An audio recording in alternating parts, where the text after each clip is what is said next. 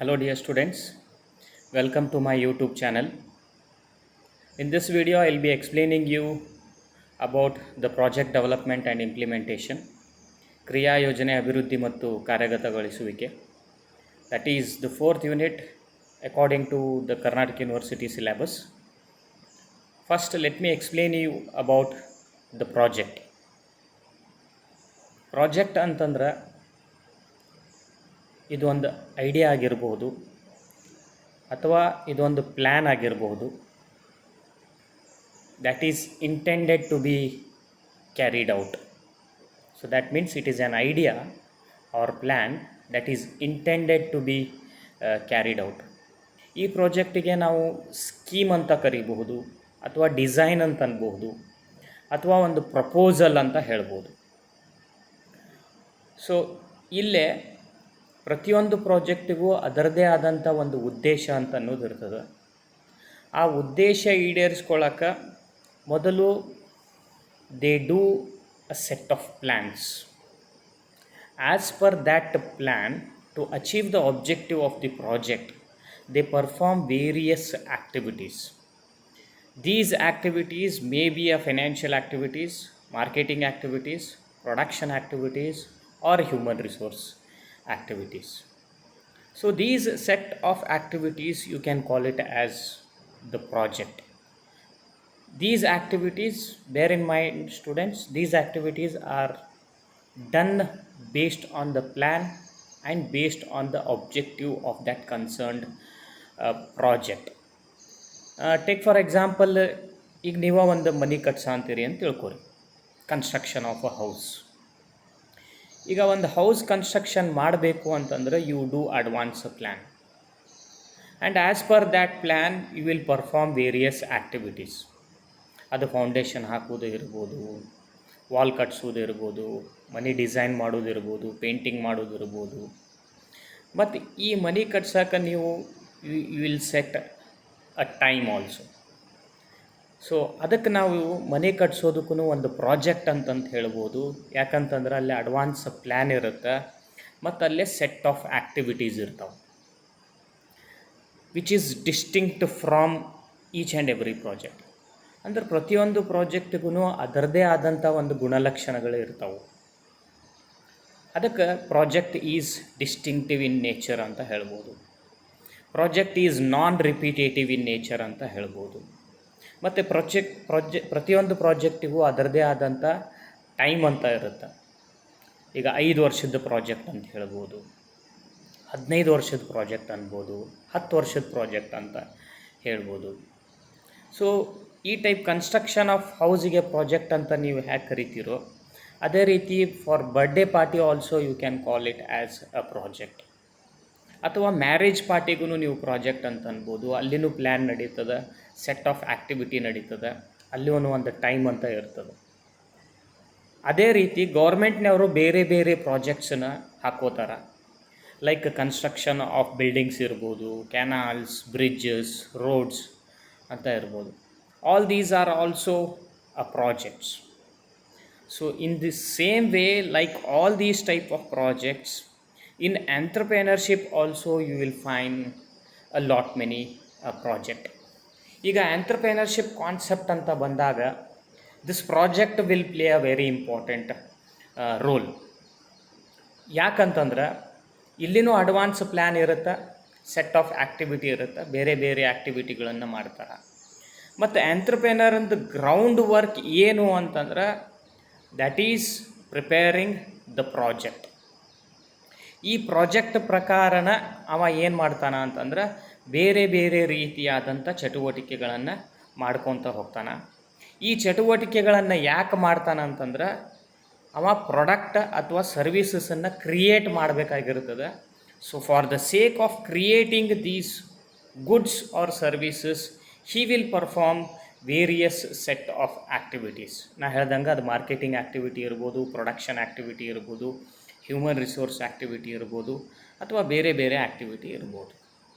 ಒಬ್ಬ ಎಂಟ್ರಪ್ರೆನರ್ ಸಕ್ಸೀಡ್ ಆಗಬೇಕು ಮಾರ್ಕೆಟ್ನಾಗ ಅಂತಂತಂದ್ರೆ ಅವ ಒಂದು ಒಳ್ಳೆ ಪ್ರಾಜೆಕ್ಟನ್ನು ಪ್ರಿಪೇರ್ ಮಾಡಬೇಕಾಗ್ತದೆ, ಪ್ರಾಪರ್ ಪ್ರಾಜೆಕ್ಟನ್ನು ಪ್ರಿಪೇರ್ ಮಾಡಬೇಕಾಗ್ತದೆ. So here So there are many definitions of uh, projects are there.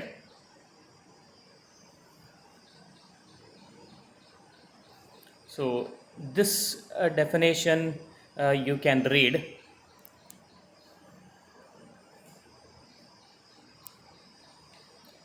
ಕ್ರಿಯಾಯೋಜನೆ ಅಂದರೆ ಸ್ವತ್ತುಗಳನ್ನು ಉತ್ಪನ್ನ ಮಾಡುವ ಸಲುವಾಗಿ ಬಂಡವಾಳವನ್ನು ಹಾಕಿ ಮಾಡುವ ಎಲ್ಲ ಕಾರ್ಯಗಳು ಸೇರಿರುತ್ತದೆ ಅಂತ. ಬಂಡವಾಳವನ್ನು ಹಾಕಿ ಅವ ಯಾವೆಲ್ಲ ಕಾರ್ಯಗಳನ್ನು ಮಾಡ್ತಾನಲ್ಲ ಆ ಕಾರ್ಯಕ್ಕೆ ನಾವು ಏನಂತ ಹೇಳ್ತೀವಿ ಅಂತಂದ್ರೆ ಕ್ರಿಯಾಯೋಜನೆ ಅಂತ ಕರಿಬೋದು. So like this many definitions are there here. So these definitions you can go through. ಇವೆಲ್ಲ ಡೆಫಿನೇಷನದ್ದು ಕಾಮನ್ ಮೀನಿಂಗ್ ಏನು ಅಂತಂತಂದ್ರೆ, ಒಂದು ಪ್ರಾಜೆಕ್ಟ್ ಇರುತ್ತೆ, ಅಲ್ಲಿ ಸೆಟ್ ಆಫ್ ಪ್ಲ್ಯಾನ್ ಇರುತ್ತೆ, ಸೆಟ್ ಆಫ್ ಆ್ಯಕ್ಟಿವಿಟೀಸ್ಗಳು ಇರ್ತಾವೆ ಮತ್ತು ಆಬ್ಜೆಕ್ಟಿವ್ಸ್ಗಳು ಇರ್ತಾವೆ. ಈ ಆಬ್ಜೆಕ್ಟಿವ್ಸ್ಗಳನ್ನು ಅಚೀವ್ ಮಾಡೋಕ್ಕೆ ಮತ್ತು ಪ್ರಾಡಕ್ಟ್ ಸರ್ವೀಸಸನ್ನು ಕ್ರಿಯೇಟ್ ಮಾಡೋಕ್ಕೆ ನಾವು ಪ್ರಾಜೆಕ್ಟ್ ಅಂತ ಕರಿಬೋದು, ಅಥವಾ ಎಂಟ್ರಪ್ರೆನರ್ ಪ್ರಾಜೆಕ್ಟ್ಗಳನ್ನು ಹಾಕ್ಕೋತಾರ ಅಂತ ಹೇಳ್ಬೋದು. So this is the basic concept of the project. So ನಾವು let me explain you what are the objectives of project. ನಾನು ನಿಮಗಾಗಲೇ ಹೇಳ್ದಂಗೆ ಪ್ರತಿಯೊಂದು ಪ್ರಾಜೆಕ್ಟಿಗೂ ಅದರದೇ ಆದಂಥ ಉದ್ದೇಶ ಅಂತ ಇರ್ತದೆ. ಆ ಪ್ರಾಜೆಕ್ಟಿಗೆ ಒಂದೇ ಉದ್ದೇಶ ಇರಬಹುದು ಅಥವಾ ಬೇರೆ ಬೇರೆ ರೀತಿಯಾದಂಥ ಉದ್ದೇಶಗಳು ಇರಬಹುದು.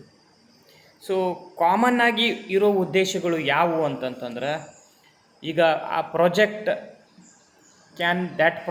Can concentrate on increasing the value of equity in the market ಅಂತ ಹೇಳ್ಬೋದು. ಷೇರುಗಳ ಬೆಲೆಯು ಪೇಟೆಯಲ್ಲಿ ಅತಿ ಹೆಚ್ಚಾಗುವಂತೆ ಮಾಡುವುದು. ಒಂದು ಒಳ್ಳೆ ಪ್ರಾಜೆಕ್ಟ್ ಇತ್ತು ಅಂತಂತಂದ್ರೆ, ಒಳ್ಳೆ ಪ್ರಾಜೆಕ್ಟ್ ಅಂತಂದ್ರೆ it will achieve its objective within a stipulated period of time and it will generate more revenue to the organization. So revenue increase ಆತಂದ್ರೆ ಆಟೋಮೆಟಿಕಲಿ ಮಾರ್ಕೆಟ್ನಾಗ ಒಂದು ಒಳ್ಳೆ ರೆಪ್ಯುಟೇಷನ್ ಅಂತ ಬರುತ್ತೆ, ಒಳ್ಳೆ ಗುಡ್ವಿಲ್ ಅಂತ ಬರುತ್ತೆ. ಆಟೋಮೆಟಿಕಲಿ ಆ ಕಂಪನಿದ ಇಕ್ವಿಟಿ ಶೇರ್ ವ್ಯಾಲ್ಯೂ ಏನೈತಲ್ಲ ಇನ್ಕ್ರೀಸ್ ಆಗ್ತದೆ. So that is one objective. Equity share value increase ಆಗೋದ್ರಿಂದ the equity holders will get satisfied themselves. So by increasing the capital appreciation of the company. ಮತ್ತು ಹೆಚ್ಚು ವಸ್ತುಗಳನ್ನು ಉತ್ಪಾದನೆ ಮಾಡ್ಬೋದು, ಅಂಥ ಉದ್ದೇಶನೂ ಪ್ರಾಜೆಕ್ಟ್ನವ್ರು ಹಾಕ್ಕೋಬೋದು. ಹೆಚ್ಚು ವಸ್ತುಗಳನ್ನು ಉತ್ಪಾದನೆ ಮಾಡುವುದು ಮತ್ತು ಸೇವೆಗಳನ್ನು ಸಲ್ಲಿಸುವುದು. Producing more number of products can be the objective of the project. ಮತ್ತು ಕ್ರಿಯಾಯೋಜನೆಗಳ ಸಾಮರ್ಥ್ಯವನ್ನು ಹೆಚ್ಚಿಸುವುದು, increasing the capacity of the project ಅಂತ ಹೇಳ್ಬೋದು. ಸೊ ಇನ್ಕ್ರೀಸಿಂಗ್ ಕೆಪ್ಯಾಸಿಟಿ ಅಂತಂತಂದ್ರೆ ಅದು ಕ್ಯಾಪಿಟಲ್ ಗೇನಿಂಗ್ ಕೆಪ್ಯಾಸಿಟಿ ಇರಬಹುದು, ರೆವಿನ್ಯೂ ಇನ್ಕ್ರೀಸಿಂಗ್ ಕೆಪ್ಯಾಸಿಟಿ ಇರಬಹುದು, ಇನ್ಫ್ರಾಸ್ಟ್ರಕ್ಚರಲ್ ಡೆವಲಪ್ಮೆಂಟಲ್ ಕೆಪ್ಯಾಸಿಟಿ ಇರಬಹುದು, ಅಥವಾ ಇಂಥ ಬೇರೆ ಬೇರೆ ರೀತಿಯಾದಂಥ ಕೆಪ್ಯಾಸಿಟಿಗೂ ಪ್ರೊಡಕ್ಷನ್ ಕೆಪ್ಯಾಸಿಟಿ ಇರ್ಬೋದು. ಮತ್ತು ರಿಸ್ಕನ್ನು ಕಡಿಮೆ ಮಾಡುವುದು ಒಂದು ಆಬ್ಜೆಕ್ಟಿವ್ ಆಗ್ಬೋದು. ಕಡಿಮೆ ಅಪಾಯ ಇದ್ದು ಹೆಚ್ಚು ಉತ್ಪನ್ನ ಬರುವಂತೆ ಮಾಡುವುದು. ಅಂದರೆ with the help of less risk and earning more profit by the projects ಅಂತ ಅಂಥದ್ದೂ ಉದ್ದೇಶನ ಹಾಕ್ಕೋಬೋದು ಪ್ರಾಜೆಕ್ಟ್ನವರು. ಮತ್ತು ಲಾಭಗಳನ್ನು ಹೆಚ್ಚಿಸುವುದು. ಕಂಪನಿ ಇದಂತೂ common objective for each and every project requires earning more profit. ಮತ್ತು ನಿವ್ವಳ ಮೌಲ್ಯವನ್ನು ಹೆಚ್ಚಿಸುವುದು ಅಂತ ಹೇಳ್ಬೋದು. So that is net present value of the company ಅಂತಂತ. ಹಣದ ಹರಿವನ್ನು ಹೆಚ್ಚಿಸುವುದು, ಇನ್ಫ್ಲೋ ಮತ್ತು ಔಟ್ಫ್ಲೋ ಅಂತಂತ ಹೇಳ್ತೀವಲ್ಲ. ಕಂಪನಿಗೆ ಇನ್ಫ್ಲೋ ಜಾಸ್ತಿ ಇರಬೇಕು, ಔಟ್ಫ್ಲೋ ಕಡಿಮೆ ಇರಬೇಕಾಗ್ತೈತಿ. ಹೆಚ್ಚಿಗೆ ಇನ್ಫ್ಲೋ ಇತ್ತು ಅಂತಂದ್ರೆ ಆ ಕಂಪನಿದ ನೆಟ್ ಪ್ರೆಸೆಂಟ್ ವ್ಯಾಲ್ಯೂ ಏನೈತಲ್ಲ ಅದು ಜಾಸ್ತಿ ಇನ್ಕ್ರೀಸ್ ಆಕ್ಕೊಂತನ ಹೋಗ್ತೈತಿ. ಮತ್ತು ಬೇರೆ ಬೇರೆ ಮೊದಲಿನ ಯೋಜನೆಗಳು, ಧೋರಣೆಗಳು, ಸಂಘಟಿತ ಇಚ್ಛೆಗಳು ಇವುಗಳಿಗೆ ಅನುಗುಣವಾಗಿರಬೇಕು ಅಂತ. ಸೊ ಕಂಪನಿಯು ಏನೆಲ್ಲ ಮುಂಚೆ ಅವರು ಏನೆಲ್ಲ ಧೋರಣೆಗಳನ್ನು ಹಾಕ್ಕೊಂಡಿರ್ತಾರೆ, ಏನೆಲ್ಲ ಪ್ಲ್ಯಾನ್ಸನ್ನು ಹಾಕ್ಕೊಂಡಿರ್ತಾರೆ, ಯಾವೆಲ್ಲ ಆರ್ಗನೈಸ್ ಆ್ಯಕ್ಟಿವಿಟಿನ ಡಿಫೈನ್ ಮಾಡಿರ್ತಾರೆ. ಸೊ ಅದರ ಪ್ರಕಾರನ ಅದಕ್ಕೆ ಅನುಗುಣವಾಗಿನ ಪ್ರಾಜೆಕ್ಟನ್ನು ನಡೆಸ್ಕೊತ ಹೋಗುವಂಥ ಉದ್ದೇಶನ ಹಾಕ್ಕೋಬೋದು. ಮತ್ತು ಈ ಪ್ರಾಜೆಕ್ಟ್ಸನ್ನು ಆಗಾಗ್ಗೆ ಅಳತೆ ಮಾಡುವಂಗೆ ಇರಬೇಕು, ಮೆಷರ್ ಮಾಡುವಂಥ ಪ್ರಾಜೆಕ್ಟ್ಸನ್ನು ಅನುಕೂಲ ಆಗುವಂತ ಹೇಳಬೇಕು, ತಾಳೆ ನೋಡುವಂಗೆ ಇರಬೇಕು. ಒಂದು ಪ್ರಾಜೆಕ್ಟಿಂದ ಇನ್ನೊಂದು ಪ್ರಾಜೆಕ್ಟಿಗೆ ಕಂಪೇರ್ ಮಾಡೋದು, ಅಥವಾ ಆದ ಪ್ರಾಜೆಕ್ಟಿಂದ ಪ್ರೀವಿಯಸ್ ಇಯರ್ ಪರ್ಫಾರ್ಮೆನ್ಸ್ಗೆ ಕಂಪೇರ್ ಮಾಡುವಂಗೆ ಇರಬೇಕು, ಅಥವಾ ಫ್ಯೂಚರ್ ಇವ್ಯಾಲ್ಯೂಯೇಷನ್ ಮಾಡುವಂಥದ್ದು ಉದ್ದೇಶಗಳನ್ನು ಹಾಕ್ಕೋಬೋದು. ಸೊ ಇವೆಲ್ಲ ಏನದಾವಲ್ಲ ಒಂದು ಪ್ರಾಜೆಕ್ಟದ ಕಾಮನ್ ಆಬ್ಜೆಕ್ಟಿವ್ಸ್, ಕ್ರಿಯಾ ಯೋಜನೆಯ ಉದ್ದೇಶಗಳು ಅಂತಂತ ಹೇಳ್ಬೋದು. So this is about the objective. The next concept is the features of the project. ಪ್ರಾಜೆಕ್ಟಿಗೆ ಯಾವೆಲ್ಲ ಟೈಪ್ ಗುಣಲಕ್ಷಣಗಳು ಇರ್ತಾವು ಅಂತ, ಅದು ಪ್ರಾಜೆಕ್ಟದ್ದು ಏನು ಕ್ಯಾರೆಕ್ಟರಿಸ್ಟಿಕ್ಸು ಅಂತ. ಒಂದೇ ಪ್ರಾಜೆಕ್ಟದ್ದು ಏನು ಅಂತಂತಂದ್ರೆ ದಟ್ ಈಸ್ ದ ಆಬ್ಜೆಕ್ಟಿವ್ಸ್. ನಾನು ಆಗಲೇ ಹೇಳಿದೆ, each and every project will be having its own objective ಅಂತ. ನಾವು ಈಗ ಡಿಸ್ಕಸ್ ಮಾಡಿದ್ವಲ್ಲ, ಅಂಥವೆಲ್ಲ ಆಬ್ಜೆಕ್ಟಿವ್ಗಳನ್ನು ಪ್ರಾಜೆಕ್ಟ್ನವರು ಹಾಕ್ಕೋಬೋದು. ಮತ್ತು ಪ್ರಾಜೆಕ್ಟಿಗೆ ಟೈಮ್ ಲಿಮಿಟ್ ಅಂತ ಇರ್ತದೆ. ಈಗ ಪ್ರಾಜೆಕ್ಟಿಗೆ 5 ವರ್ಷ ಟೈಮ್ ಲಿಮಿಟ್ ಇರ್ಬೋದು, 10 ವರ್ಷ ಟೈಮ್ ಲಿಮಿಟ್ ಇರ್ಬೋದು, 15 ವರ್ಷ ಇರ್ಬೋದು, 20 ವರ್ಷ ಇರ್ಬೋದು.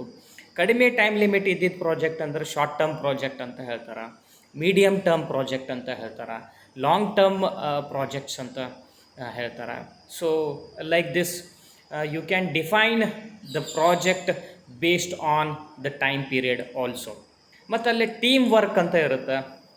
ಪ್ರಾಜೆಕ್ಟ್ ಅಂತಂದ್ರೆ ನಾವು ಈಗಾಗಲೇ ಡಿಸ್ಕಸ್ ಮಾಡ್ದಂಗೆ ಅಲ್ಲಿ ಹಲವಾರು ರೀತಿಯಾದಂಥ ಕಾರ್ಯಗಳು ನಡೀತಾವೆ ಅಂತ ಹೇಳಿದ್ವಿ. ಇವೆಲ್ಲ ಕಾರ್ಯಗಳನ್ನು ಆ ಪ್ರಾಜೆಕ್ಟದ ಓನರ್ ಒಬ್ಬನೇ ಮಾಡೋಕ್ಕಾಗಂಗಿಲ್ಲ. ಸೊ ಅದಕ್ಕೆ ಆ ಓನರ್ ಏನು ಮಾಡ್ತಾರೋ ಅಂತಂತಂದ್ರೆ ಬೇರೆ ಹ್ಯೂಮನ್ ರಿಸೋರ್ಸಸನ್ನು ಬಳಸ್ಕೊತಾರೆ. They will have a team and that team will perform the various activities for the sake of attaining the goals or objective of that project.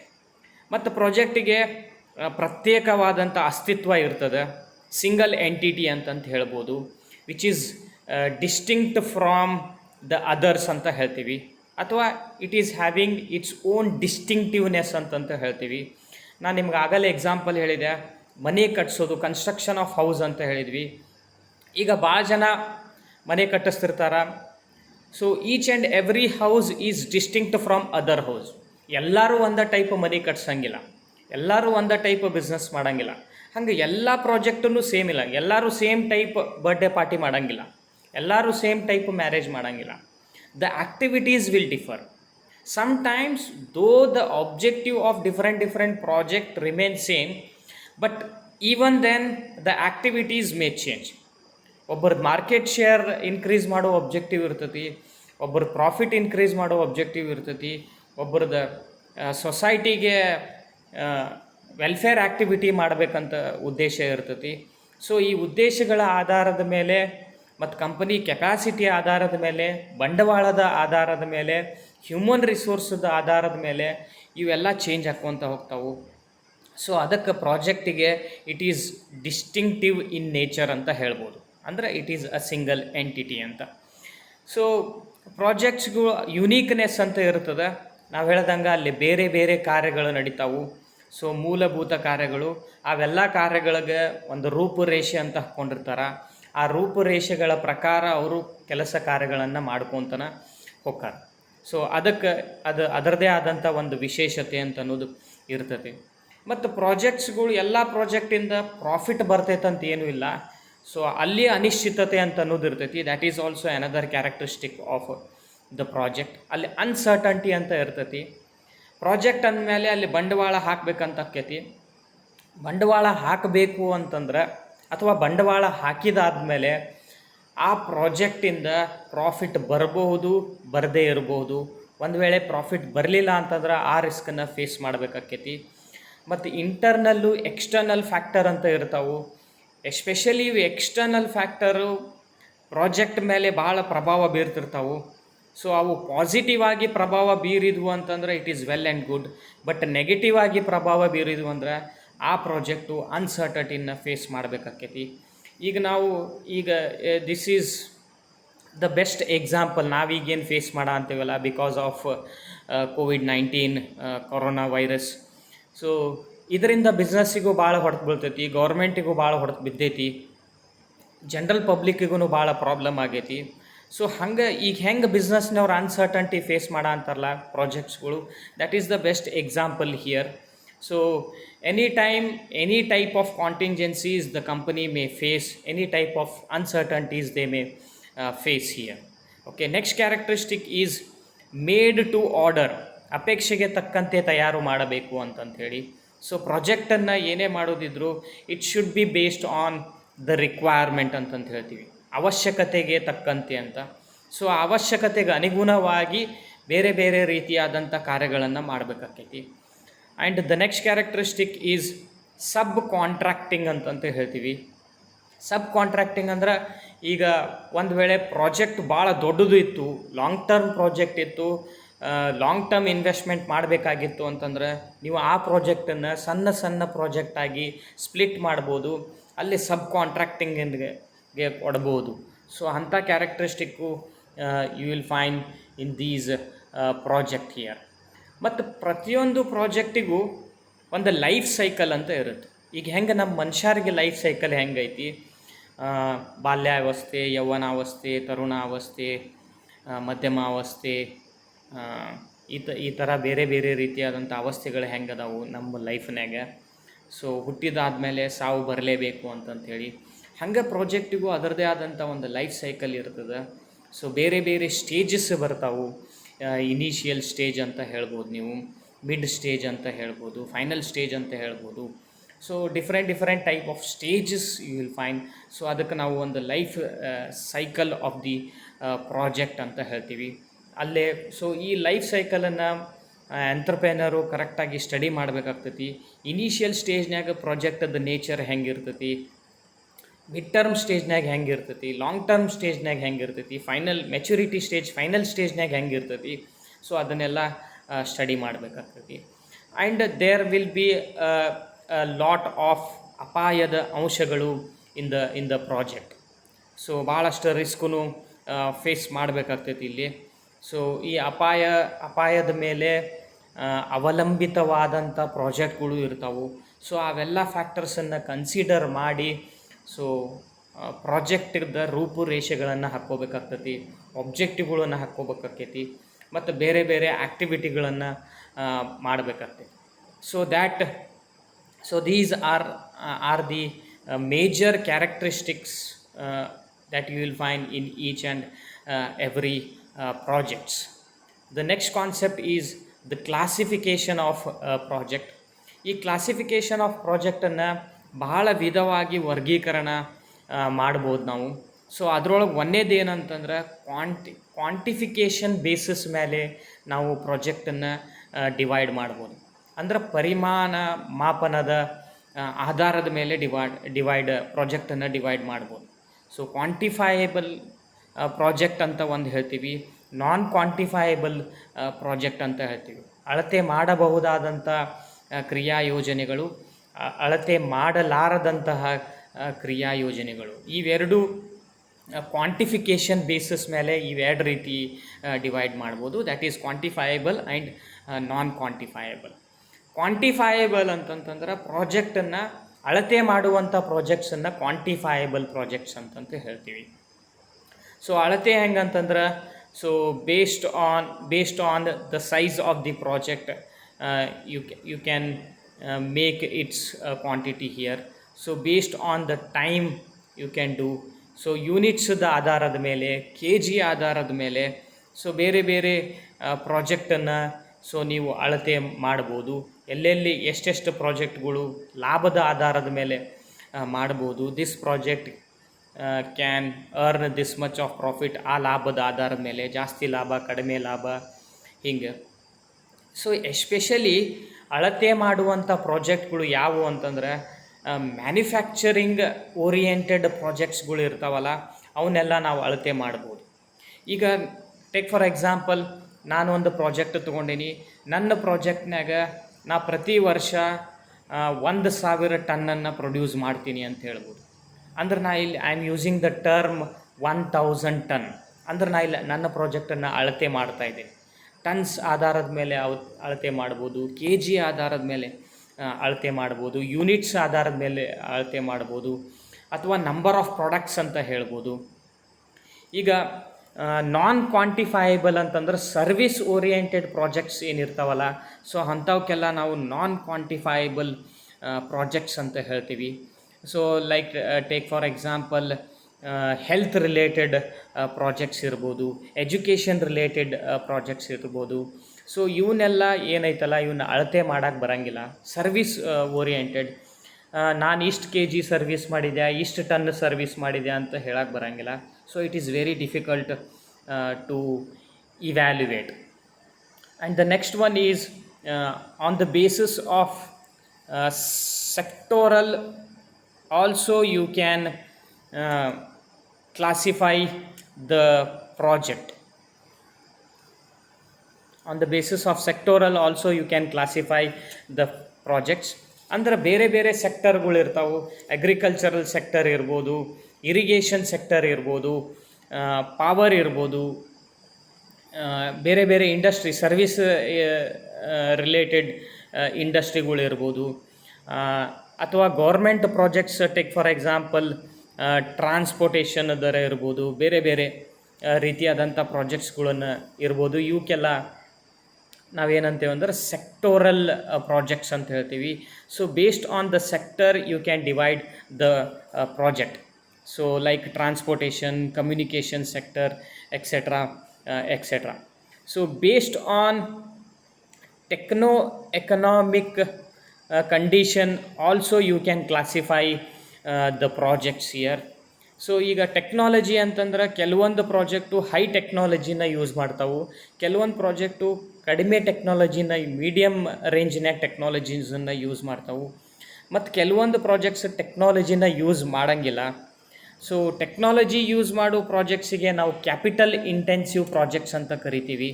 Technology use ಮಾಡದೇ ಇರೋ ಪ್ರಾಜೆಕ್ಟ್ಸಿಗೆ ನಾವು ಲೇಬರ್ ಇಂಟೆನ್ಸಿವ್ ಪ್ರಾಜೆಕ್ಟ್ಸ್ ಅಂತ ಕರಿತೀವಿ. So based on economic condition or economic factor also you can divide the projects, like demand, based on the demand, based on the raw material, based on the size of investment, large scale business, medium scale business, and small scale business. Based on this you can classify. So ಇವೆಲ್ಲ ಏನದಾವಲ್ಲ techno economic ಫ್ಯಾಕ್ಟರ್ಸ್ದ ಆಧಾರದ ಮೇಲೆ ನೀವು ಪ್ರಾಜೆಕ್ಟನ್ನು classify ಮಾಡ್ಬೋದು. And then the next one is based on financial institutions classification.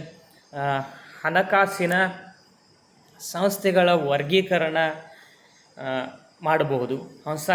ಹಣಕಾಸಿನ ಸಂಸ್ಥೆಗಳ ಪ್ರಕಾರ ವರ್ಗೀಕರಣ ಮಾಡ್ಬೋದು. ಇಲ್ಲಿ ಪ್ರಾಫಿಟ್ ಓರಿಯೆಂಟೆಡ್ ಪ್ರಾಜೆಕ್ಟ್ಸ್ ಅಂತ ಇರ್ತಾವೆ, ಸರ್ವಿಸ್ ಓರಿಯೆಂಟೆಡ್ ಪ್ರಾಜೆಕ್ಟ್ಸ್ ಅಂತ ಬರ್ತಾವೆ. ಈ ಹಣಕಾಸಿನ ಆಧಾರದ ಮೇಲೆ ಪ್ರಾಫಿಟ್ ಓರಿಯೆಂಟೆಡ್ ಪ್ರಾಜೆಕ್ಟ್ಸ್ನಾಗ ಹೊಸ ಪ್ರಾಜೆಕ್ಟ್ಸ್ ಬರ್ಬೋದು, new projects, expansion of projects ಬರ್ಬೋದು, ಮಾಡರ್ನೈಸೇಷನ್ ಆಫ್ ಪ್ರಾಜೆಕ್ಟ್, ನವೀಕರಣ ಮಾಡ್ತೀವಿ ಅಂತಂತ ಹೇಳ್ತೀವಲ್ಲ, ಸೊ ಅದು ವಿವಿಧೋದ್ದೇಶಕ ಅಂದರೆ ಡೈವರ್ಸಿಫಿಕೇಷನ್ ಆಫ್ ದ ಪ್ರಾಜೆಕ್ಟ್ಸ್ ಅಂತ ಬರ್ಬೋದು. So based on these type of profit oriented projects you can classify the project. And service oriented ಆಧಾರದ ಮೇಲೇನು ನೀವು ಪ್ರಾಜೆಕ್ಟ್ಸನ್ನು ಕ್ಲಾಸಿಫೈ ಮಾಡಬಹುದು. Service like service, welfare, education, research and development activity, ಇವುಗಳ ಆಧಾರದ ಮೇಲೆ ಪ್ರಾಜೆಕ್ಟ್ಸನ್ನು ಕ್ಲಾಸಿಫೈ ಮಾಡಬಹುದು. So these are the classification relating to the project. The next one is importance of project. ಪ್ರಾಜೆಕ್ಟಿಂದ ಏನು ಬೆನಿಫಿಟು, ಅದರದ್ದು ಏನು ಮಹತ್ವ, ಪ್ರಾಜೆಕ್ಟ್ಸ್ ಮಾಡೋದ್ರಿಂದ ಎಂಟ್ರಪ್ರೆನರಿಗೆ ಏನು ಲಾಭ ಆಗ್ತೈತಿ, so that we will discuss. Mainly ಒಂದು ಒಳ್ಳೆ ಪ್ರಾಜೆಕ್ಟ್ ಇತ್ತು ಅಂತಂತಂದ್ರೆ, ಒಂದು ಒಳ್ಳೆ ಕ್ರಿಯಾ ಯೋಜನೆ ಇತ್ತು ಅಂತಂದ್ರೆ definitely it will increase the economic condition of that project. ಅದರದ್ದು ಆರ್ಥಿಕ ಅಭಿವೃದ್ಧಿ ಆಗಲು ಸಹಾಯ ಆಗುತ್ತೆ ಒಂದು ಒಳ್ಳೆ ಪ್ರಾಜೆಕ್ಟ್ ಇತ್ತು ಅಂತಂದ್ರೆ. ಸೊ ಅವ್ರು ಆ ಪ್ರಾಜೆಕ್ಟ್ನಾಗ ಪ್ರಾಡಕ್ಟ್ ಪ್ರೊಡ್ಯೂಸ್ ಮಾಡಿದ್ರೆ more number of products can be sold. Service ಮಾಡೋ ಅಂತಿದ್ರೆ more number of services can be rendered with the help of these good project. ಭಾಳಷ್ಟು ಉತ್ಪಾದನೆ ಮಾಡ್ಬೋದು, ಅಂದರೆ ಉತ್ಪಾದನೆಯನ್ನು ಹೆಚ್ಚಿಸಬಹುದು ಇಲ್ಲೇ. ಮತ್ತು ರಾಷ್ಟ್ರದ ಉತ್ಪನ್ನವನ್ನು ಕೂಡ ಹೆಚ್ಚಿಸ್ಬೋದು, ವೆರಿ ಇಂಪಾರ್ಟೆಂಟ್. ಈಗ ಭಾಳಷ್ಟು ಎಂಟ್ರಪ್ರೆನರ್ಗಳು ಆದಂಗೆಲ್ಲ ಭಾಳಷ್ಟು ಪ್ರಾಜೆಕ್ಟ್ಸ್ಗಳು ಬರ್ತಾವೆ. ಸೊ ಹೆಂಗೆ ಪ್ರಾಜೆಕ್ಟ್ಸ್ಗಳು ಆಗ್ತೈತಿ, ಸೊ ಹಾಗೆಲ್ಲ ರಾಷ್ಟ್ರದ ಉತ್ಪನ್ನಗಳೂ ಹೆಚ್ಚಿಗೆ ಹಾಕ್ಕೊಂತನ ಹೊಕ್ಕವು. ಅಂದ್ರೆ more number of manufacturing activities and service oriented activities will takes place.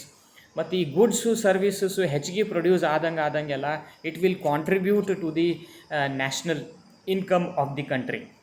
ರಾಷ್ಟ್ರದ ಉತ್ಪನ್ನ ಹೆಚ್ಚಿಗೆ ಆಗ್ತದೆ. ಮತ್ತು ಉದ್ಯಮದ ಮುಂದಿನ ಚಟುವಟಿಕೆಗಳಿಗೆ ಸಹಕಾರಿಯಾಗುತ್ತದೆ ಅಂತಂತೇಳಿ. ಅಂದರೆ ಒಂದು ಒಳ್ಳೆಯ ಪ್ರಾಜೆಕ್ಟ್ ಮಾಡೋದ್ರಿಂದ ಮುಂದೆ ಆ ಒಳ್ಳೆಯ ಪ್ರಾಜೆಕ್ಟಿಂದ ಹೆಚ್ಚಿಗೆ ಸೋರ್ಸ್ ಆಫ್ ಕ್ಯಾಪಿಟಲ್ ಸಿಗ್ತದೆ. ಆ ಕ್ಯಾಪಿಟಲ್ ಬಂಡವಾಳ ಸಿಗೋದ್ರಿಂದ ಹೆಚ್ಚಿನ ಮುಂದಿನ ಚಟುವಟಿಕೆಗಳನ್ನು ಮಾಡಲು ಸಹಕಾರಿಯಾಗ್ತದೆ ಅಂತ ಹೇಳಿ. ಮತ್ತು ಮೂಲಭೂತ ಸೌಕರ್ಯಗಳನ್ನು ಅಭಿವೃದ್ಧಿಪಡಿಸ್ಬೋದು if there is a good project. ಯಾಕಂದ್ರೆ ಅಲ್ಲಿ ಚಲೋ ರೆವೆನ್ಯೂ ಜನ್ರೇಟ್ ಆಗ್ತಿರ್ತದೆ, ಒಳ್ಳೆ ಗುಡ್ ವಿಲ್ಲು ರೆಪ್ಯುಟೇಷನ್ ಇನ್ಕ್ರೀಸ್ ಆಗಿರ್ತದೆ. So with the help of that they can increase their fundamental infrastructure. ಮತ್ತು ಸಮಾಜದಲ್ಲಿ ಒಳ್ಳೆಯ ಬದಲಾವಣೆಯನ್ನು ತರಲು ಸಹಾಯ ಕೂಡ ಆಗ್ತದೆ. You can make some changes in the society. ಹೆಂಗೆ ಅಂತಂತಂದ್ರೆ they can generate more number of employment opportunities in the society. Per capita income increase ಆಗುತ್ತೆ, ಕಂಟ್ರಿದು GDP ಇನ್ಕ್ರೀಸ್ ಆಗುತ್ತೆ. So overall social reforms will takes place if there is a good project undertaken by the entrepreneurs. So these are the major importance that you will find in case of project. ಕ್ರಿಯಾ ಯೋಜನೆಗಳ ಇಂಥವೆಲ್ಲ ಮಹತ್ವಗಳನ್ನು ನೀವು ಕಾಣ್ತೀರಿ ಇಲ್ಲಿ.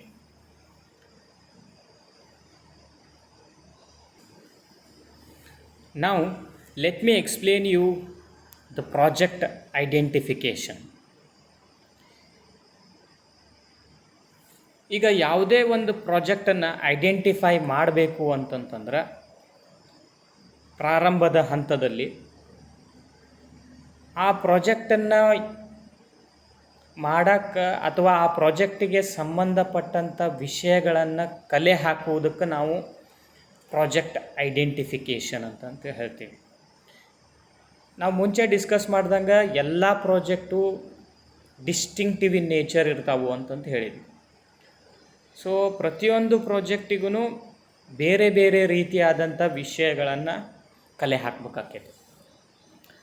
So this is the first stage in formulating the project. ಅಂದ್ರೆ ಒಂದು ಪ್ರಾಜೆಕ್ಟನ್ನು ನಾವು implement ಮಾಡೋಕ್ಕಿಂತ ಮುಂಚೆ ಯಾವ ಪ್ರಾಜೆಕ್ಟನ್ನು ಹಾಕ್ಕೋಬೇಕು ಅಥವಾ ಯಾವ ಪ್ರಾಜೆಕ್ಟನ್ನು ತೊಗೋಬೇಕು ಅಂತ ಅನ್ನೋದು ಐಡೆಂಟಿಫೈ ಮಾಡಬೇಕಾಗ್ತದೆ, ಗುರುತಿಸಬೇಕಾಗ್ತೈತಿ, ಕಂಡು ಹಿಡಿಬೇಕಾಗ್ತೈತಿ. ಸೊ ಇದನ್ನು ಕಂಡು ಹಿಡಿದು ಆದಮೇಲೆ so you can do different kind of activities relating to that project. ಅಂದ್ರೆ project identification is the first step in establishing the new venture or in establishing or implementing the project. So ಇಲ್ಲೇ ಯಾವ ಇನ್ಫಾರ್ಮೇಷನ್ನ collect ಮಾಡಬೇಕು ಅಂತಂದ್ರೆ ಆ ಪ್ರಾಜೆಕ್ಟಿಗೆ ಸಂಬಂಧಪಟ್ಟಂಥ ವಿಷಯಗಳನ್ನು collect ಮಾಡಬೇಕು. The information which are suitable to the project. ಆ ಇನ್ಫಾರ್ಮೇಷನ್ ಕಲೆಕ್ಟ್ ಮಾಡೋ ಇನ್ಫಾರ್ಮೇಷನಿಗೆ ನಾವು ಪ್ರಾಜೆಕ್ಟ್ ಐಡೆಂಟಿಫಿಕೇಷನ್ ಅಂತ ಹೇಳ್ತೀವಿ. ಒಂದು ವೇಳೆ ಇವೆಲ್ಲ ಕರೆಕ್ಟ್ ಇನ್ಫಾರ್ಮೇಷನ್ನ ಐಡೆಂಟಿಫೈ ಮಾಡ್ದೇನ ಪ್ರಾಜೆಕ್ಟನ್ನು ಇಂಪ್ಲಿಮೆಂಟ್ ಮಾಡಿಬಿಟ್ರು ಅಂತಂತಂದ್ರೆ ಸೊ ಆವಾಗ an entrepreneur have to face many hurdles, ಭಾಳಷ್ಟು ತೊಂದರೆಗಳನ್ನು ಫೇಸ್ ಮಾಡಬೇಕಾಗ್ತದೆ. ಸೊ ಅದಕ್ಕೆ project identification play a very important role in implementation or selection of the new project. So ಪ್ರತಿಯೊಂದು ಪ್ರಾಜೆಕ್ಟಿಗೂ ಅಥವಾ ಈ ಪ್ರಾಜೆಕ್ಟ್ ಐಡೆಂಟಿಫಿಕೇಷನ್ ಮಾಡೋ ಟೈಮ್ನಾಗ ನೀವು ಕೆಲವೊಂದು ರೂಲ್ಸ್ ರೆಗ್ಯುಲೇಷನ್ಸನ್ನು ಫಾಲೋ ಮಾಡಬೇಕಾಗ್ತದೆ. Rules regulations to be followed at the time of identifying the project. Rules regulation follow ಮಾಡಬೇಕಾಗ್ತೈತಿ ಮತ್ತು ಪ್ರತಿಯೊಂದು ಪ್ರಾಜೆಕ್ಟದ ಇನ್ಫಾರ್ಮೇಷನ್ನ ಕಲೆಕ್ಟ್ ಮಾಡಬೇಕಂದ್ರೆ ಅದರದೇ ಆದಂಥ ಹಂತಗಳು ಇರ್ತಾವೆ, ಸ್ಟೆಪ್ಸ್ ಇರ್ತಾವೆ, ಪ್ರಾಸೆಸ್ ಅಂತ ಇರ್ತಾವೆ. ಸೊ ಅವನನ್ನು ಫಾಲೋ ಮಾಡಬೇಕಾಗ್ತೈತಿ. ಸೊ ಇಲ್ಲೇ ಒಂದು ಪ್ರಾಜೆಕ್ಟ್ ಅಂತಂದ್ರೆ ಆ ಪ್ರಾಜೆಕ್ಟಿಗೆ ಸಂಬಂಧಪಟ್ಟಂಥ ಆರ್ಥಿಕ ವಿಷಯಗಳನ್ನು ಕಲೆ ಹಾಕುವುದು ಅಂತ ಹೇಳ್ತೀವಿ. So that is called as the project identification. So ಈ ಪ್ರಾಜೆಕ್ಟ್ ಐಡೆಂಟಿಫಿಕೇಷನ್ ಮಾಡಬೇಕಂತಂದ್ರೆ you have to go through some steps that we will call it as the process of project identification. ಯೋಜನೆಯನ್ನು ಗುರುತಿಸುವುದರಲ್ಲಿನ ವಿಧಾನಗಳು ಅಂತ. ಸೊ ಅಲ್ಲಿ ಬೇರೆ ಬೇರೆ ಸ್ಟೆಪ್ಸನ್ನು ಫಾಲೋ ಮಾಡಬೇಕಾಗ್ತೈತಿ. So these steps we will discuss one by one. ಇಲ್ಲಿ ಮೊದಲನೇ ಹಂತ ಏನು ಅಂತಂದ್ರೆ ಸಂಪನ್ಮೂಲಗಳ ಲಭ್ಯವಿರುವಿಕೆ ಅಂತ, ಅವೈಲೇಬಿಲಿಟಿ ಆಫ್ ರಿಸೋರ್ಸಸ್. ಒಂದು ಪ್ರಾಜೆಕ್ಟನ್ನು ಇಂಪ್ಲಿಮೆಂಟ್ ಮಾಡಬೇಕು, ಹಾಕ್ಕೋಬೇಕು ಅಂತಂದ್ರೆ what are all the resources are available to the organization. ಏನು ರಿಸೋರ್ಸಸ್ಸು ಅಂದರೆ ಫ್ಯಾಕ್ಟರ್ಸ್ ಆಫ್ ಪ್ರೊಡಕ್ಷನ್ ಅಂತ ಏನು ಹೇಳ್ತೀವಿ ಆ ರಿಸೋರ್ಸಸ್ಸು, 5 M's ಅಂತ ಏನು ಹೇಳ್ತೀವಿ ಆ ರಿಸೋರ್ಸ್, ಮೆನ್, ಮನಿ, ಮಟೀರಿಯಲ್ಸ್, ಮಷೀನ್ಸ್, ಮೆಥಡ್ಸ್, ಅವೆಲ್ಲ ಇನ್ಫಾರ್ಮೇಷನನ್ನು ಕಲೆ ಹಾಕ್ಕೋಬೇಕಾಗ್ತದೆ. ಅಂದ್ರೆ ಈಗ ನಾನು ಒಂದು ಪ್ರಾಜೆಕ್ಟ್ ಎ ಅಂತ ತೊಗೋಬೇಕು ಅಂತ ಅಂದ್ಕೊಂಡೀನಿ ಅಥವಾ ಪ್ರಾಜೆಕ್ಟ್ ಎನ ಐಡೆಂಟಿಫೈ ಮಾಡಬೇಕಂತ ಮಾಡೀನಿ ಅಂತಂದ್ರೆ ನನ್ನಲ್ಲೇ ಅವೈಲೇಬಲ್ ಇರುವಂಥ ರಿಸೋರ್ಸಸ್ಗಳು ಯಾವ್ಯಾವ ಅದಾವು, ನನ್ನಲ್ಲಿ ಅವೈಲೇಬಲ್ ಇರುವಂಥ ರಿಸೋರ್ಸಸ್ಗಳು ಆ ಪ್ರಾಜೆಕ್ಟ್ ಮಾಡೋಕ್ಕೆ ಸೂಟೇಬಲ್ ಅದಾವೋ ಇಲ್ಲೋ ಅಂತ ಮೆಷರ್ ಮಾಡಬೇಕಾಗ್ತೈತಿ, ಅನಾಲಿಸಿಸ್ ಮಾಡಬೇಕಾಗ್ತೈತಿ. That is the first stage. And in the next stage you will find the outputs, ಹೊರಬರುವ ವಸ್ತುಗಳು. ಒಂದನೇ ಸ್ಟೇಜ್ ಅವೈಲೇಬಿಲಿಟಿ ಆಫ್ ರಿಸೋರ್ಸಸ್ ಅಂತ ಏನು ಹೇಳಿದ್ವಿ, ಅವಕ್ಕೆಲ್ಲ ನಾವು ಇನ್ಪುಟ್ಸ್ ಅಂತಂತ ಹೇಳ್ತೀವಿ. ಈ ಎರಡನೇ ಸ್ಟೇಜ್ ಏನದಲ್ಲ ಅದು output. So what the project will generate ಅಂತ, ಆ ಪ್ರಾಜೆಕ್ಟನ್ನು ನಾವು ಈ ರಿಸೋರ್ಸಸ್ ಆಧಾರದ ಮೇಲೆ ಇಂಪ್ಲಿಮೆಂಟ್ ಮಾಡ್ಕೊಂಡು ಆದಮೇಲೆ ಆ ಪ್ರಾಜೆಕ್ಟ್ ಏನು ಜನರೇಟ್ ಮಾಡುತ್ತೋ, ವಾಟ್ ಈಸ್ ಇಟ್ಸ್ ಔಟ್ಪುಟ್. ಅದು ಸೇವೆಗಳನ್ನು ಜನ್ರೇಟ್ ಮಾಡುತ್ತೋ, ಇನ್ಕಮ್ ಟ್ಯಾಕ್ಸನ್ನು ಜನ್ರೇಟ್ ಮಾಡುತ್ತೋ, ರೆವೆನ್ಯೂನ ಜನ್ರೇಟ್ ಮಾಡುತ್ತೋ, ಎಂಪ್ಲಾಯ್ಮೆಂಟ್ ಜನ್ರೇಟ್ ಮಾಡುತ್ತೋ. So like that. So what are all the outputs you will find relating to this project. ಅದನ್ನು ಎರಡನೇ ಹಂತದಾಗ ಅದು ಆ ಇನ್ಫಾರ್ಮೇಷನ್ ವಿಷಯಗಳನ್ನು ಕಲೆ ಆಕ್ಕೈತಿ. ನೆಕ್ಸ್ಟ್ ಸೋಷಿಯಲ್ ಕಾಸ್ಟ್ ಬೆನಿಫಿಟನ್ನು ಮಾಡಬೇಕು. ಸೊ ಸೋಷಿಯಲ್ ಕಾಸ್ಟ್ ಬೆನಿಫಿಟ್ ಏನು ಅಂತಂದ್ರೆ the impact of that project on the society. So what will be the impact of that project on the society. So what sacrifice the society will make when the project is undertaken by the different people or different institution. Andre what benefit the society will get and what sacrifice the society has to make relating to that project. ಸೊಸೈಟಿಗೆ benefit ಅಂತಂದರೆ employment generate ಆಗ್ಬೋದು, per capita income increase ಆಗ್ಬೋದು ಆ ಏರಿಯಾಯಿಂದ, ಅಥವಾ infrastructural development ಆಗ್ಬೋದು, ಅಥವಾ ಬೇರೆ ಬೇರೆ ಫೆಸಿಲಿಟೀಸನ್ನು ಸಿಗ್ಬೋದು ಆ ಸೊಸೈಟಿನಾಗ. So like this lot many benefits will be there. And to get these type of benefits the society have to make some sacrifices also. So relating to it next ಸ್ಟೇಜ್ನಾಗ ಕ್ರಿಯಾಯೋಜನೆಯನ್ನು ಕಾರ್ಯರೂಪಕ್ಕೆ ತರುವ ಸ್ಥಳ. ನಾವು ಏನು ಪ್ರಾಜೆಕ್ಟನ್ನು ಐಡೆಂಟಿಫೈ ಮಾಡಿರ್ತೀವಲ್ಲ ಆ ಪ್ರಾಜೆಕ್ಟನ್ನು ಎಲ್ಲಿ ಇಂಪ್ಲಿಮೆಂಟ್ ಮಾಡಬೇಕು, ಯಾವ ಸ್ಥಳದಲ್ಲಿ ಇಂಪ್ಲಿಮೆಂಟ್ ಮಾಡಬೇಕು. This is also a very important stage. ಆ ಸ್ಥಳದಾಗ ರಿಸೋರ್ಸಸ್ ಅವೈಲೇಬಲ್ ಅದಾವೋ ಇಲ್ಲೋ ಅಂತಂತ ತಾಳೆ ನೋಡಬೇಕಾಗ್ತೈತಿ, ಅನಾಲಿಸಿಸ್ ಮಾಡಬೇಕಾಗ್ತೈತಿ. ರಿಸೋರ್ಸಸ್ ಅಂತಂದ್ರೆ ಅದು ರಾ ಮಟೀರಿಯಲ್ ರಿಸೋರ್ಸಸ್ಸರ ಇರ್ಬೋದು, ಮ್ಯಾನ್ ಪವರ್ ರಿಸೋರ್ಸಸ್ಸರ ಇರ್ಬೋದು, ಕ್ಯಾಪಿಟಲ್ ರಿಸೋರ್ಸಸ್ಸರ ಇರ್ಬೋದು, ಅಥವಾ transportation facility, communication facility. So ಇವನ್ನೆಲ್ಲನೂ ಇನ್ಫಾರ್ಮೇಷನ್ನ ಕಲೆ ಹಾಕ್ಕೋಬೇಕು ಈ ಸ್ಟೇಜ್ನಾಗ. The next stage is availability of technological skill. This is also very important. So why? Because this technological factor will influence a lot on each and every type of projects. So advance ಟೆಕ್ನಾಲಜಿನ implement ಮಾಡ್ಕೊಂಬಿಟ್ರೆ automatically the project will become advance and it will help that project to generate more revenue. ಈಗ ನಾವು ಒಂದು ಪ್ರಾಜೆಕ್ಟನ್ನು ಹಾಕ್ಕೊಳ್ತಾ ಇದ್ದೀವಿ ಅಂತಂದ್ರೆ ಅದಕ್ಕೆ ಯಾವ ಟೈಪ್ ಟೆಕ್ನಾಲಜಿನ ಇಂಪ್ಲಿಮೆಂಟ್ ಮಾಡಬೇಕು ಅಂತ. So next one is counselling. ಯೋಗ್ಯ ಸಲಹೆಗಳು ಎಷ್ಟರ ಮಟ್ಟಿಗೆ ಸಿಗುತ್ತವೆ ಅಂತ. ನಾವು ಈ ಪ್ರಾಜೆಕ್ಟನ್ನು ಹಾಕ್ಕೊಳ್ಳೋ ಅಂತೀವಿ ಅಂತಂದ್ರೆ ಅದಕ್ಕೆ ಬೇರೆ ಬೇರೆ ಇನ್ಸ್ಟಿಟ್ಯೂಷನ್ನಿಂದಾಗಲಿ, ಗೌರ್ಮೆಂಟಿಂದ ಆಗಲಿ, ಎಕ್ಸ್ಪರ್ಟಿಂದ ಆಗಲಿ, ಸೊ ಯಾವ ಟೈಪ್ ನಮ್ಗೆ ಸಲಹೆ ಸೂಚನೆಗಳು ಸಿಗ್ತಾವು ಈ ಪ್ರಾಜೆಕ್ಟಿಗೆ ಅಂತ ಅನ್ನೋದನ್ನು ಲೆಕ್ಕ ಹಾಕ್ಕೋಬೇಕಾಕೈತಿ. ಆ್ಯಂಡ್ ಸೊ ಇಲ್ಲಿ ಈ ಸಲಹೆ ಸೂಚನೆಗಳನ್ನು ನಾವು ಬೇರೆ ಬೇರೆ ಇನ್ಸ್ಟಿಟ್ಯೂಷನಿಂದನೂ ತೊಗೋಬೋದು. ಸೊ ಲೈಕ್ ಗೌರ್ಮೆಂಟ್ ಏಜೆನ್ಸಿ ಇರ್ಬೋದು, ಅಥವಾ ಟೆಕ್ನಿಕಲ್ ಕನ್ಸಲ್ಟೆನ್ಸಿ ಆರ್ಗನೈಸೇಷನ್ ಕಡೆಯಿಂದ ಈ ಸಲಹೆ ಸೂಚನೆಗಳನ್ನು ತೊಗೋಬೋದು.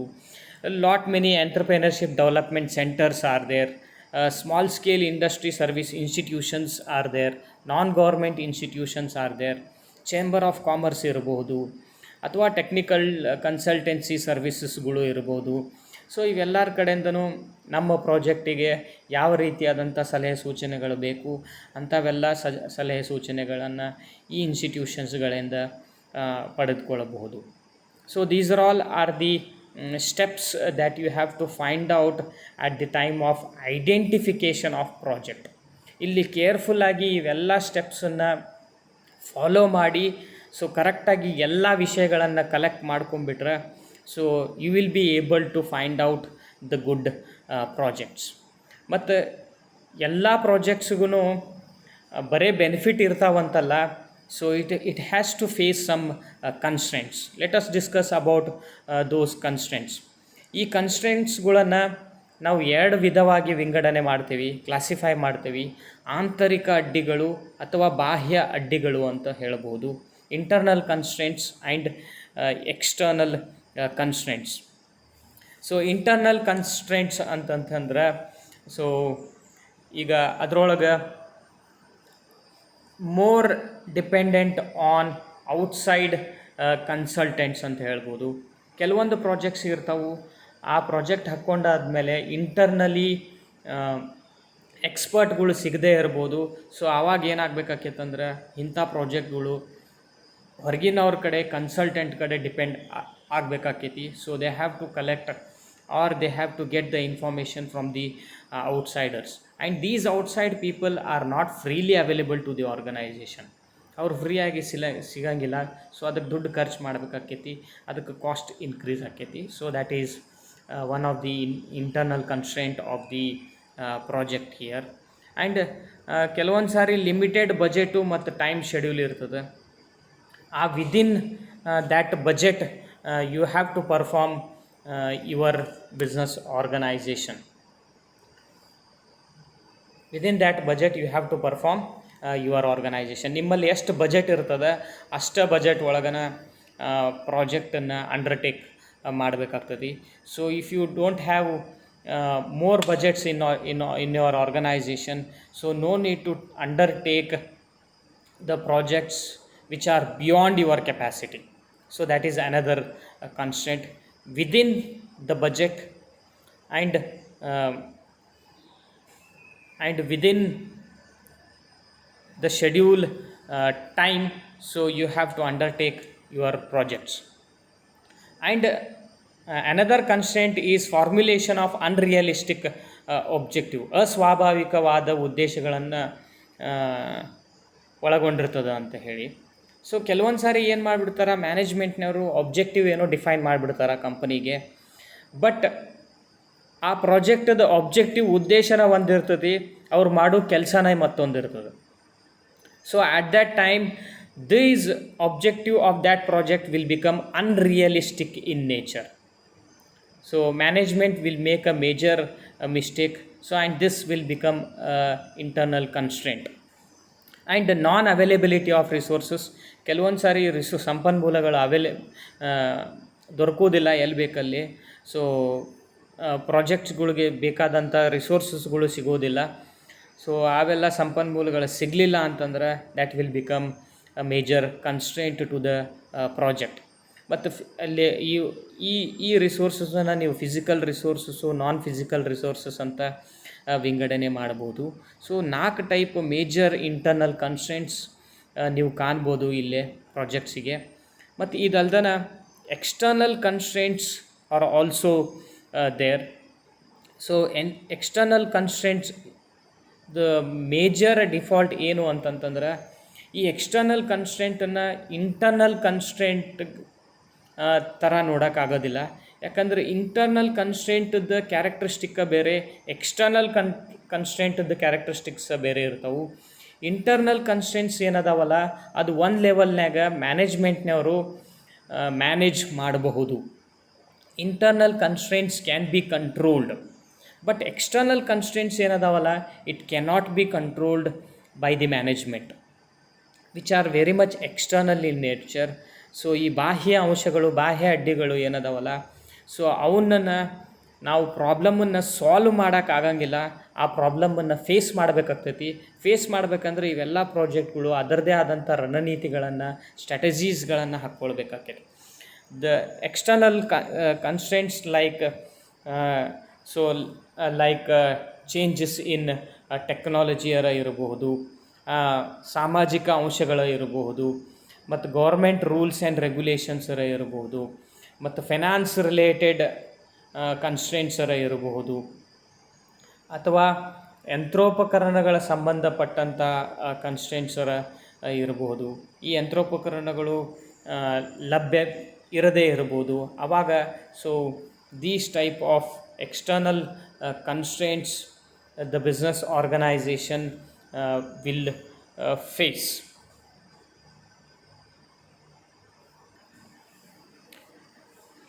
Okay, dear students, so these are the basic concept that you will find in case of the project identification.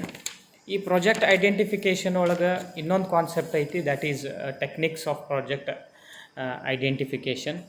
So I will make one more video relating to this unit. So that is techniques of project identification and preparing the project report. These two are the very important concept. ಈ techniques of project identification ಮೇಲೆ 15 marks question ಕೇಳೋ chances ಜಾಸ್ತಿ.